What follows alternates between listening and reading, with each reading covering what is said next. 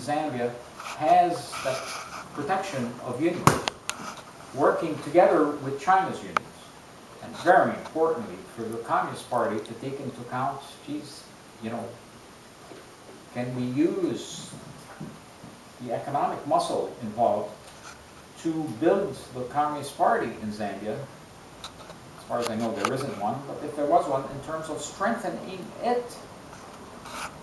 And the discussion, these harmonizing mechanisms, may lead to a decision that we cannot possibly build a copper mine, or develop a copper mine in Zambia and protect the interests ultimately of the international as well as Chinese working class. But it may be that, again, the use of the economic muscle is such that it can advance, you know, China's development, protection of workers, and also that of workers and of their unions and Communist Party in Zambia. So again, a lot would go into it, but again, you see where that relative separation can be productive. And you know, Zambia isn't just an example, because I think many of you know there is a copper mine, Chinese-owned, in Zambia, where Zambian workers shot and killed the Chinese supervisor. And there's also a coal mine that supplies China, where there's been, you know, very serious and justified anger by workers in Zambia. So I think that took them a little by surprise, the response in terms of, you know, effectively the question you raised, but somebody's listening, and it's worthwhile. Yeah, and then Gary. Yeah. Well, I just want to say, in defense of the Soviet Union, right, internationally they did have that kind of multi-dimensional effort that that has been absent to some extent from China. That is, there was an international communist-led trade union center. There was an international organization of communist parties. Thank you. There was military interaction with foreign militaries, and even with, say, for instance, with respect to Egypt, you know, that it would enable the interaction with the Soviet Union enabled, I think, even though it remained a bourgeois nationalist regime, it enabled Egypt to be a leader of the resistance in the Middle East, and even almost till today, and certainly Syria and Iraq and so on, even with all the difficulties in those countries. So I think probably the Chinese have a lot to learn from the Soviet experience. You know, effectively, our eyes have to remain fixed on the working class taking power. And when that falls short, as is the case in Egypt, where I grew up, or Syria, where I spent some time, when we fall short of the working class taking power, severe defeats follow. And very much part of my move from Palestinian nationalism or Arab nationalism to the working class understanding that incorporates a Palestinian question was the 1967 defeat, organized in fact by my boyhood hero, Niebyl, and the realization that only the working class can lead to lasting victories. Any other class is unable to follow through. And so I sometimes call that, you know, the lesson of Palestine. And there was a generation, which I'm part, that after the 67 defeat, building on the 48 defeat, that drew that lesson, class lesson, and that class interest trumped all others, or to be put in another way, the interest to goods trumps all others. And so when the working class raises itself and seeks to take what it needs, effectively the exporters will move to block that. And so Egypt is a nightmare for workers and the massive oppressed. I was a kid, like a 6, 7-year-old already. I was despairing that I would ever get meaningful employment. As a 6 or 7-year-old, looking at just the mass of youth that are unemployed. And conditions aren't nearly as bad, weren't as bad as in the 1950s as they are now. Across the campus. But Gary? Yeah. I'd like to say that in terms of Africa,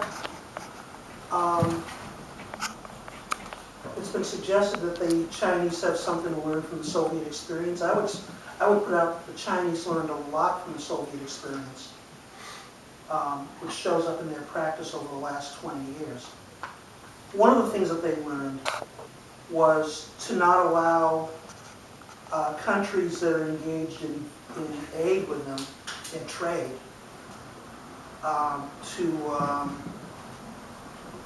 to try to engage in what I would call a kiss-up relationship with the Chinese. In the 70s, you had a whole bunch of countries in Africa who had, this week's military coup followed by next week's announcement that we have now Marxist-Leninist states. And that happened in a whole bunch of places, and most of these states today are capitalist, including the ones that were most revolutionary, such as Angola and Mozambique. The difference between then and now is that the Chinese have based their economic relationships on trade rather than aid. But secondly, the Chinese, unlike the Europeans, don't require a sign-on to things like different kinds of IMF standards, of loans, of signing on to things like all kinds of human rights protocols, and all the things that the Europeans never took seriously anyway.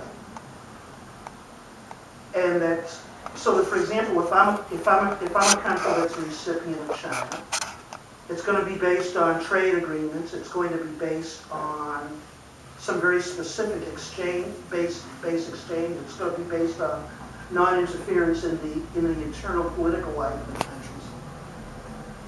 And it's going to be based on, China will tell me, we know you may have some problems in your human rights, in your political practices in your country, but that's your problem.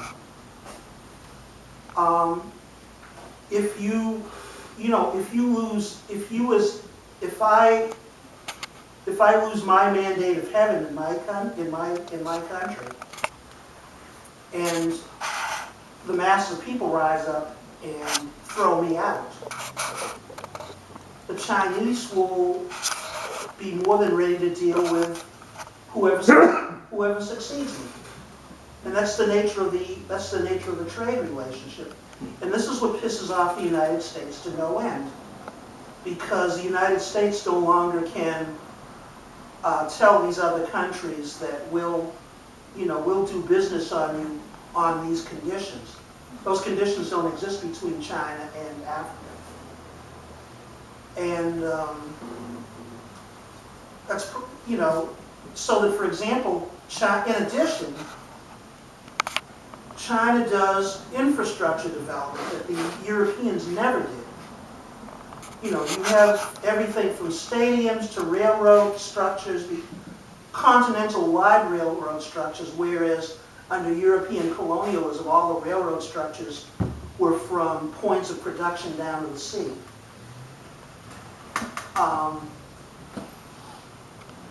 You have infrastructure buildings of different schools and hospitals and things that are built into the trade agreements. None of that stuff ever existed when these countries were dealing with Europe. with European and American trade or aid agreements. So if the Chinese are practicing imperialism, they're doing a terrible job. By helping the capitalists of a capitalist country? But By helping capitalists of a capitalist country by building infrastructure so that they can exploit better? no, by setting up a situation where maybe those people are capitalists that the Chinese are dealing with. Mm-hmm. However, once again, that capitalism and its dynamics in those receiving countries is their problem. Oh, I see. And if they, it's, how would we put it? This is their capitalism to lose, so to speak. Mm. Human rights and things don't matter at all. It's just trade, right? It's just trade. I Yeah, mean, but the I human see. rights stuff in those capitalist countries in Africa, it's a real problem. Mm-hmm. But it's not one that the Chinese are going to go tell the African countries, look, you've got to deal with this in order for us to trade with you.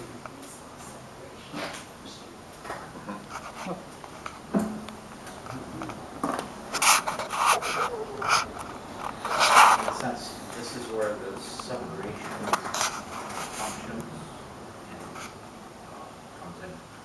So that the Communist Party has different functions from China. The government has a function in terms of economic development. The unions have their functions. And I said that earlier, but leaders said to me, we're trying to separate organizations. It's proving very difficult.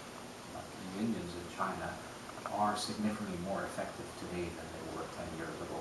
Still not very effective, but that's the direction is very important. And at Beijing Normal University a couple of weeks ago, essentially I asked for both the union specialists, the labor union, many of whom have come out of the unions, and the educators in Marxism, that we get together to have a discussion on both making the unions more effective and education in Marxism more effective. And it was one of the first times that they've really gotten together, and it was an immensely productive discussion, I think, for them as well as for me. So, again, to bring in a new social system and to advance is no simple task. Yeah. Well, I was going to add one thing is, at some point, my very first visit in China, I said to my host, who turned out to have been a minister of the Deng Xiaoping government, although I didn't find that out for about 8 years, that I considered one of my most important tasks, while the main work I do is in political economy, global political economy, that I considered one of my most important tasks was to correct past errors, including a non-scientific assessment of the Soviet Union, and for that matter, a non-scientific assessment of China. And a couple seconds pass, and my host says to me, through an interpreter, our friendship has just deepened. And then what follows was just an extraordinary, essentially, he talks about the serious errors that China's made in Africa. That's what he focused on. Very interesting, but saying, this is part of one of the things we think is that the working class, unlike the capitalist class, is able to face the truth and correct itself. The capitalists can't even face the truth, never mind correct themselves. They're impelled, again, by an economy that's not under their control, its contradictions. That was a fascinating Yeah, I would make a quick comment on the relationship to what Gary said and on this. And in terms of what you said on the relative separations between trade unions, state, state government, party, Right. that in relationship to Africa, it's the government's job to create trade right? Irrespective of the social system. They can't go around and change the social system from outside. So the government does create the trade. But on the other hand, if what happens according to what Wadia is, how shall I say, suggesting in China, the job of the Chinese labor unions would be to deal with the labor rights of those other countries so that they could relate directly to labor unions in those countries whose rights may be infringed upon, and to have some kind of relationship in which the Chinese would help improve those labor rights. So in a sense, it would be operating in distinction, okay, and even maybe to some extent in contradiction to what the government did. But each institution would have its own role within China, okay? And so one has an economic role and one would have a rights role. Well, in terms of backing up what Gary said, what China's doing in finance and freeing entire states from IMF, World Bank is extraordinary. It's something that I tended to downplay. It's extraordinary. And the question, in a sense, is how does China use its extraordinary resources now? If it's effectively to try to maintain the status quo, China will go down the Soviet Union. If it is to advance humanity's transition, capitalist to socialism, those huge resources can make a sea change in the relationship of forces between classes. So that's part of the way to see it. But communist parties in power have resources that communist parties, or any workers' party not in power can match. So the huge question is, how are these resources used? In whose interest? So so we're in the middle of this fantastic drama, and lucky us. How's it go, Gary? And may you live in interesting times. Did you see any hopeful signs in the party congress, the Chinese party congress that you guys had? Did you see any signs then after the end of the congress? Any signs of the kind of changes that you want to see, or that the Marxists would want to see? Did you see anything in those documents that would say, oh yeah, the socialism is alive and well in China? For now, I would say, one, I missed most of it, part preparation and travel to China with Congress effectively, so was not able to spend time. But we have observers here who, again, are much more knowledgeable about China than.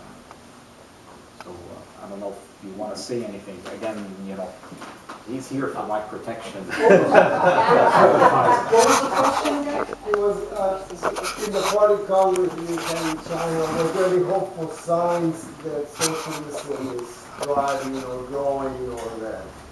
Well, when you read the reports that came out of that Congress, that's the bottom line assumption, that socialism is alive and well and and growing. But unlike a lot of other official reports of party congresses that we've been used to in the past, they are when you get on the website, you go to reports of the party congress around Hu Jintao and various other folks. One of the things that's going to strike you is how much they talk about what kind of serious trouble they have in a number of areas. The top one being government and party corruption. They made no bones about that in that report. They also made no bones about how serious their problem is around ecology and environment, and a number of and they made no bones about how shaky things are in terms of the finances of the country in relationship to the overall crisis of capitalism that this world is involved in now. They made us, you know, there were no